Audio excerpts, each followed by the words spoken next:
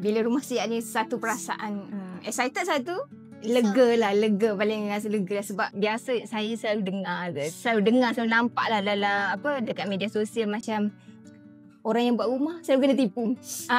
Jadi bila rumah kita dah siap ni rasa macam satu perasaan yang sangat lega dan excited sebab apa yang kita nak tercapai. Rumah pun memang memenuhi kehendak kita lah. Lama dah planning sebenarnya. Cumanya kita plan beli rumah taman. Tapi bila pindah ke Kelantan ni, husband cakap, why not kita cari tanah, kita bina rumah sendiri, dia kata. Sebab kalau rumah taman, dia ruang kecil. Tak ada kawasan lapang untuk anak-anak main apa semua kan. Cik Su memang detail lah. Dia bagi contoh. Cik Su tunjuk banyak contoh sebenarnya, contoh gambar. Tapi husband kata tak nak, dia nak split level juga.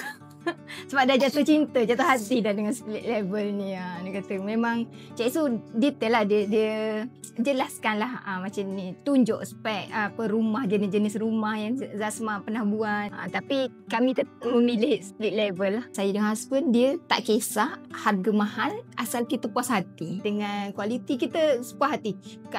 Bayar mahal pun tak apa.